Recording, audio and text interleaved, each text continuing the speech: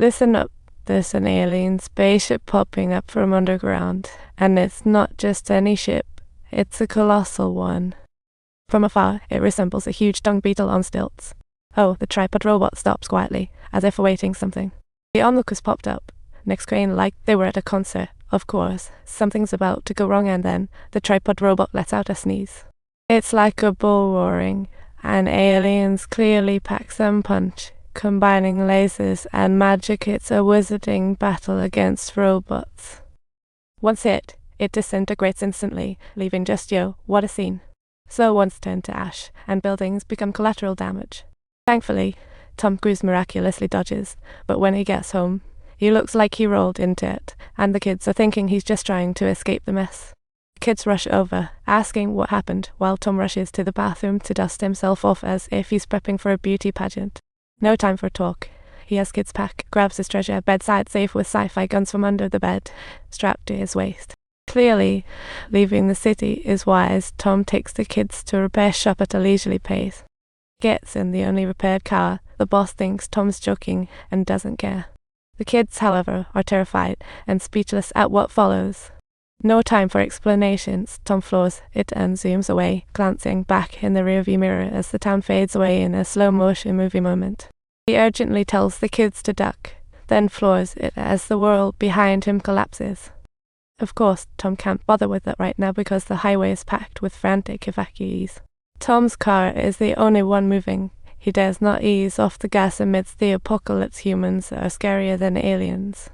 Soon, they arrived in a neighboring city and casually chose a manor. Aliens don't seem to be here yet. Appliances still work. Though the phone has no signal, Tom decides to crash there for the night before moving on, but he's a bit anxious, so he takes the kids to the basement for the night. A wise choice. Tom relaxes at last, and as he leans on the couch, he snores through the midnight chaos.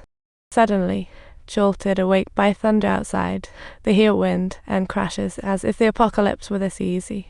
Realizing the situation's dire, the three scramble into a hidden compartment in the basement. As they step in, explosions are kicking off like a crazy party. At dawn, Tom cautiously opens the door to reveal a basement wreckage like it was run over by a tank. It's a sight no one can bear to. Half the house is missing, replaced by a flaming airplane engine, and scattered ahead are bits of broken aircraft debris everywhere. It's obvious this was a passenger jet, but all the passengers have vanished, leaving behind only tattered clothes.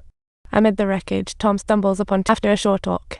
He learned they were journalists from a media company, and the female reporter showed him black and white videos of tripod robots running wild in the city. Where the lasers hit, nothing but ruins left behind. The reporter shares her theory that these tripods had been buried underground, and aliens plotted this from those aliens showed up on Earth riding lightning, controlling mechs. Looks like they did their homework. This initial move is no accident. They are well prepared, and humanity may be doomed, yet Tom can do nothing. Subtitle: the top priority now is protecting children. Also, apps for chatting and helping feel a bit like dating. With this app, you can pick traits and it will recommend girls that fit your criteria, particularly those who like you. That's why the success rate is so high.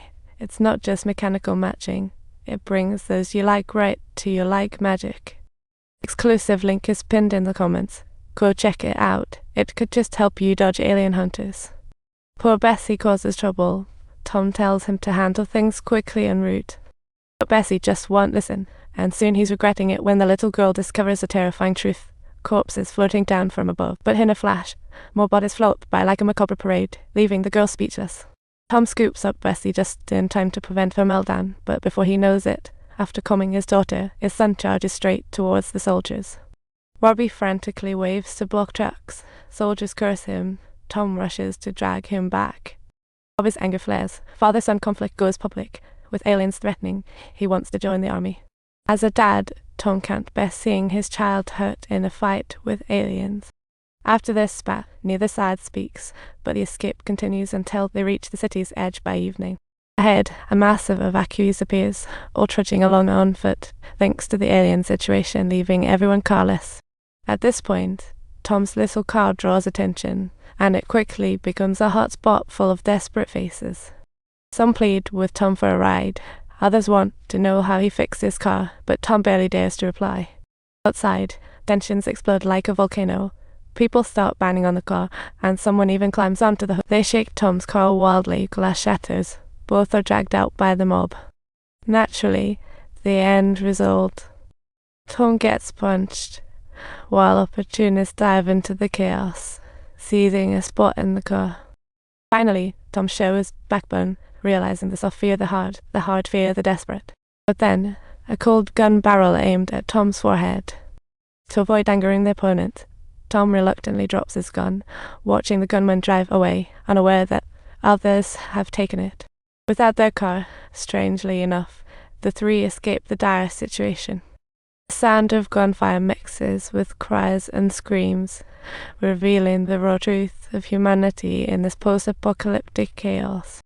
Tom and his two kids join the throng of foot evacuees, surrounded by whispers of gossip from all directions.